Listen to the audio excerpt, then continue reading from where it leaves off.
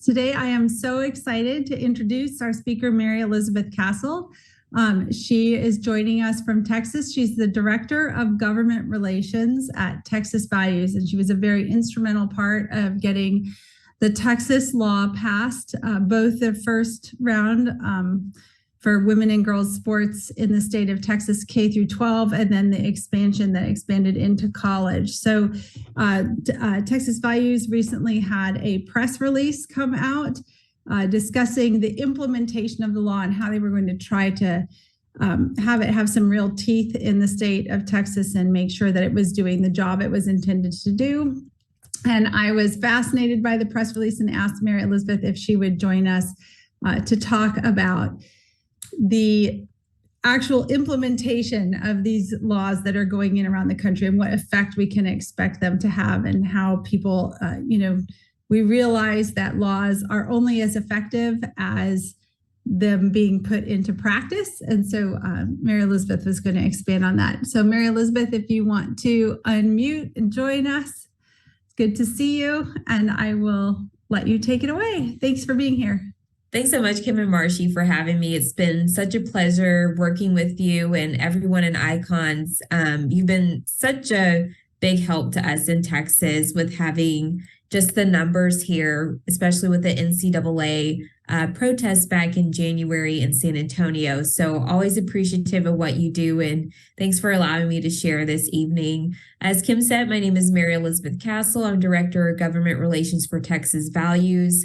We're an organization in Texas that handles public policy and legal issues, mostly related to religious freedom, pro-life issues, and family issues. But we have had an interest in this issue of protecting female athletes at all levels, from the time they're very young in grade school up until they're women in college. And so much can be threatened as far as their scholarship and safety and other issues.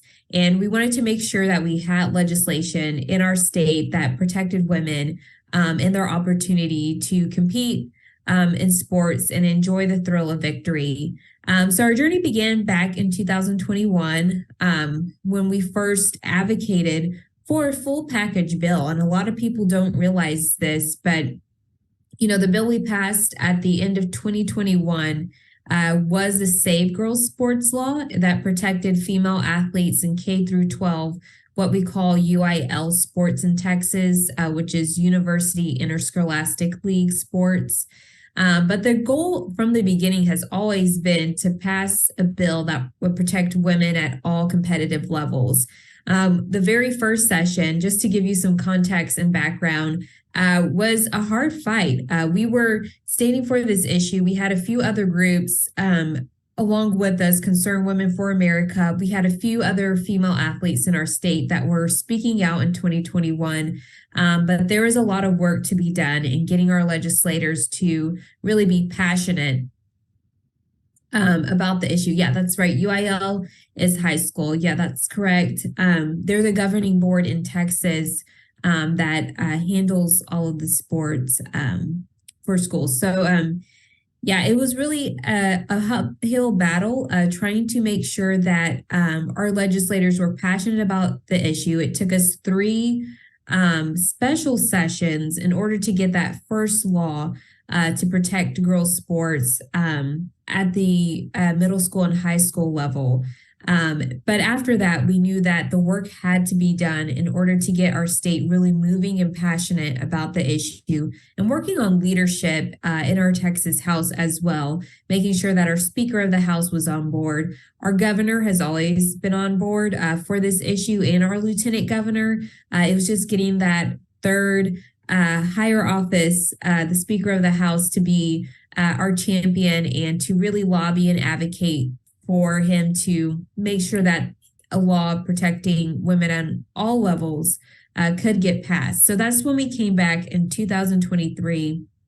We spent those 2 years really strategizing, strengthening our relationships, making sure that female athletes were confident in speaking out at the Texas Capitol. Some of the things we do in helping with that is, helping people prepare testimony, talking to legislators before they even come back for the legislative session, and making sure we can develop relationships like with people like icons, IWF, and so many others that we work with to make sure we have a huge coalition. And I think that's what was the key to getting the Save Women's Sports bill for college this session, is just having so many women come to the Texas Capitol, rally behind this issue, and testify and share their story. And I can't go without saying that Riley Gaines was phenomenal and instrumental in making sure that there was a lot of attention in our state around this issue. Her testimony, her presence, her meetings with our Texas governor, Greg Abbott, were really key in making sure that we could get this bill to the finish line in Texas. Not to mention the NCAA and their kind of neutral but not necessarily positive stance, helped as well. So we're very happy that we were able to pass this law this session, which icons played a big role in that, and so many female athletes who came forward. And just to talk a little bit about how we played a role. So from the very beginning, we were the organization that said, okay, we want to choose a particular elected official to carry this bill. So we chose Representative Valerie Swanson to champion this issue. She had carried the bill and was the author of the bill in 2021 for Save Girls Sports. And she was also the House sponsor of the Save Women's Sports bill. The Save Women's Sports bill is a Senate bill, Senate Bill 15. So the original author was Senator Mays Middleton. But our team was instrumental as well in choosing him in the Senate and working closely with him. We provided these legislators research, talking points. We gave our feedback on what the law should look like as far as language. Now, legislators do have their own authority and power to write the law as they please, but we have a good enough relationship with these legislators to where they can listen to our feedback and say, okay, this is what the law needs to say in order to make sure we have the best protections and to make sure that it's upheld in law. And I'm very happy to tell all of you that neither the Save Girls Sports law or the Save Women's Sports law that just passed a few months ago and was signed into law back in June, neither of them have faced lawsuits in our state. Neither of them have been enjoined, and we're very happy about that. I don't know quite what the strategy is going forward. We thought when we passed this college bill that maybe the opposition, ACLU, would file lawsuits. I don't want to give them an idea to do that, but we're very happy that that has not happened in our state, and both laws have been able to be implemented. I'm also happy to announce that back in, I believe, June, it was early this summer, I went to a UIL meeting, and for some strange reason, a member of the Texas public wanted to propose that boys play on girls volleyball teams. And, this was a very strange proposal. I'm not sure if this guy was really an LGBTQ activist or a transgender activist, or if he really wanted men's competing on women's sports teams. I just don't really know where he was coming from. But whenever this was presented before the UIL, the commissioner, called me. He said, you have to know that we're going to stick to the Save Girls Sports law. We've been making people accountable for that law for the past 2 years. I'm making sure it's being enforced at all the levels. And so for I would say maybe the first time, but they don't do it a lot. They just decided to reject this public proposal by this individual to have boys on girls volleyball team because they said it just clearly is not aligned with the Save Girls Sports law. So there's some confidence in that law is being enforced, with confidence, and we have confidence in the UIL commissioner, Jamie Harrison, to carry that out. Well, the next step, I believe, is, making sure that our Save Women's Sports law at the college level is enforced as well. And that's why our organization wrote a letter. And that's what Kim and Marcy want me to talk mostly about, is our letter to colleges and universities about the Save Women's Sports law, SB 15. So I do want to talk a little bit about SB 15 itself and one thing that I did is, and this is something you can do as well, you can go to Texas Legislature online. You can type in SB 15 to look up the bill. And one thing that's helpful is looking up the bill analysis.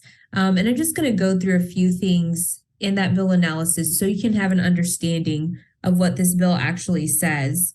It defines athletic competition and institution of higher education. It's very clear that it prohibits an inter-college athletic team sponsored or authorized by an institution of higher education, except as provided by subsection C, from allowing a student to compete on the team in an intercollegiate athletic competition sponsored or authorized by the institution that is designated for the biological sex opposite to the student's biological sex. And then, of course, it says, gives an explanation of mixed sex intercollegiate athletic competitions. SB 20 or SB 15, our Save Women's Sports Law, determines biological sex by the official birth certificate, which is similar to our Save Girls Sports Law. And also, I think what is special about the Save Women's Sports Law, and I believe these provisions will apply retroactively to the Save Girls Sports Law as well, is that, it prohibits retaliation against a person for reporting a male competing in female sports. And I think that's very important, that, women athletes can have the right to speak out and not feel like they'll get kicked off the team or they'll lose their scholarship or be retaliated against in any way. And then it also authorizes a person to bring a civil action for injunctive relief against an institution of higher education or an intercollegiate athletic team described by this law. Now, part of the enforcement for this bill will be that the Texas Higher Education Coordinating Board will have to adopt rules to implement this law. That's next on my list to make sure that they get a copy of my letter and that there's some other separate communication to hold them accountable to create those laws. But back to the letter, the first institution that we want to make sure is following this law and implementing this law are the public universities and colleges in the state of Texas. And so that's why my organization sent a letter to 140 public university and Texas colleges to let them know about SB 15, to explain, what's going on with these rumors about changes to Title IX, which we all know are bogus and they haven't been finalized, to make them know they don't have to be fearful of the NCAA, and just making them aware that they, have an obligation to honor Title IX for its original intent and purpose. So the things we touched on in the law, of course, were, an explanation of what the law says, kind of like what I just read to you, but with a little more detail. We even go into more detail about what has happened in Texas. I think even when drafting this letter, I, had a colleague kind of look over it, and there were some things that jogged my memory about CC Teffler, who competed in the NCAA outdoor track and field competition several years ago. Most people don't know about the male cheerleader at Kilgore College who actually physically threatened a young lady in a locker room. And then, of course, we're infamous in Texas now because Will Thomas, is actually from Austin, Texas. So we remind them of why we need it in the state of Texas, and they can simply look on the news and see every day how this is happening across the country. So we remind them of all of those details. And then, of course, we positively affirm the law and say, like, the goal of the law is to protect women athletes from losing sports opportunities and being forced to compete against men. And so we go into the details of the law. We explain that, a woman will have a right to legal action and she can't be retaliated against. And I think that's very important that colleges and universities know that up front, because they can save themselves a lot of heartache from, trying to face another legal challenge if they're then trying to retaliate against a young woman for speaking out. We also explain how it's aligned with Title IX. We discussed the history of Title IX and that, Congress has not changed Title IX. There's been no congressional action to change Title IX. So, whatever hear from the Biden administration or the Department of Ed about these things, you just need to be aware that Title IX is very clear about protecting women's rights as far as athletic competitions, even scholarships, separate, facilities for using the restroom and showering and all of these things. And we mentioned these things as well. Then, of course, there's just like the very simple argument that I think all of us know just from history class that, this is a state law. It's law. So any state law, just by the nature of our Constitution and the way things work in our country, will take precedence over any federal department rule. So just a quick reminder, agencies can't really make law. They're not supposed to. That's not constitutional. So they can just make rules for all intents and purposes. So, our state law will still take precedence over that. But also adding to the fuel, I guess to say, is that any rumor you're hearing about the redefinition of sex in Title IX, those things are still being figured out, I will say, by the Biden administration. We know that that rule might not go into place until October. We're also hearing a rumor that the Department of Ed didn't turn their paperwork in on time for it to go into place in October. So the earliest might be 2024. So they should not, hang their hat, so to speak, on we have to have sex be defined as gender identity when it's not even a rule yet. It's just a rumor that the department wants to do this. So it should just be clearly ignored. And then we also kind of end the letter with talking about the NCAA, talking about how they've kind of taken a neutralized or back off approach where they went to the sport by sport approach. And, even though this creates a lot of problems, I think one thing that the colleges were afraid of, as far as helping us at the Capitol, or legislators were afraid of back in 2021, was the NCAA statement where they said they wouldn't come to Texas if we were to pass such law. And so we make it very clear that they've backtracked on that, and that's no longer the case. And this is the page 6, where I mention icons and mention the great work that y'all did in organizing that protest at the Henry B. Gonzalez Convention. And I mentioned how you're currently, suing the NCAA or threatening to sue the NCAA. And, this is just further proof, like, don't use that as an excuse to why you can't implement the Save Women's Sports Law. And then we also end with something very interesting. It's definitely legal creativity, but I did find that the Southeastern Conference has a policy for referees and officials where referees and officials have to have sex separated locker rooms. And I just thought that was really interesting. And so they don't talk too much about sports, sex separated sports, which is a good thing, because I'm glad they don't have a policy that would allow for men to compete in women's sports. But they do have a policy about sex separated, changing facilities for referees.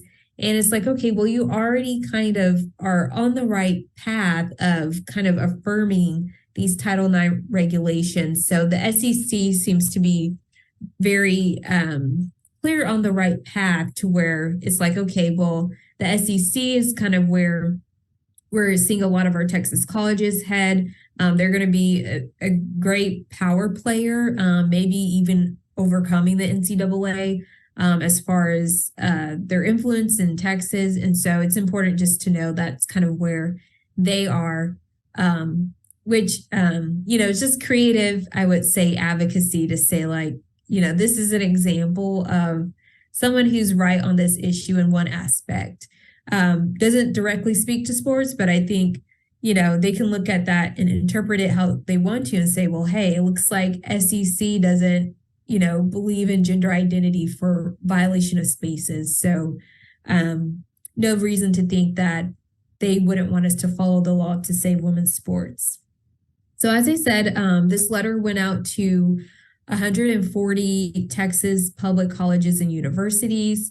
It was all emailed to them. I will say, and I forgot to mention this in the timeline, but last summer before our legislative session, my team and I actually met with the University of Texas President Jay Hartzell. And we were able to bring along, and actually she was able to lead a lot of the meeting. Some of you might be friends with her, actually, Katie Ayers Wilson, who is a champion swimmer. I believe she's in the Hall of Fame at the University of Texas. She contributes a lot to the school, and she wrote a letter the summer after Leah Thomas competed, which was the same summer. And so we wanted her to share about her letter and the other 40 alumni who were on the letter with the president at the University of Texas, Austin. So whenever we sent our letter to all the colleges and universities this year, about a week ago, it was received positively. And I think, we're seeing more and more, confidence in that this is the right thing. And I'm really hoping we are seeing confidence that this is the right thing. I think I got one response from one college. I can't remember. And it might have just been a junior college, but, they told me that, say, take me off your email list. So that was one example of someone who maybe didn't appreciate the letter, but other than that, haven't really received many responses. But I think this issue is starting to be received a lot better. And then I think people respect our governor's position on this as well. Our governor, he held a traditional signing ceremony right after the session in June. But working with his office, his comms director said, I just want to plan something bigger. And so that's when you probably saw there was an event in Denton, Texas. Our governor had a second ceremony for the Save Women's Sports Law. That was at the Texas Women's Hall of Fame in Denton, Texas. Just making sure that we can invite more and more female college athletes, which was great. We had athletes from Tarleton State, Midwestern State University, and we, of course, had Riley Gaines and Paula Scanlon. But it was just a great showing. So very appreciative of the support of that issue. So it's been getting a lot of positive attention. I won't belabor too long, but I just wanted to say a few things that, if you want to get involved or help, we definitely appreciate you sharing the letter. To find that letter, you can go to SaveWomenSportsTexas.com. And if you go down to the bottom where you find our press releases, you can find the press release. And within that, you can find a link to the letter. And then, of course, always let us know at Texas Values if you hear of violations of the law. So that helps a lot because we want to make sure it's implemented properly and people are being held accountable for following the law. And you can always, send that email to me. And my email is pretty simple. It's mcastle@txvalues.org.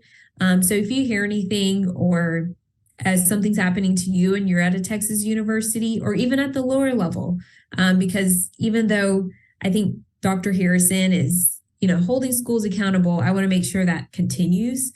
Just always let us know so we can hold people accountable and make sure the law is being implemented properly. But thank you so much for having me on.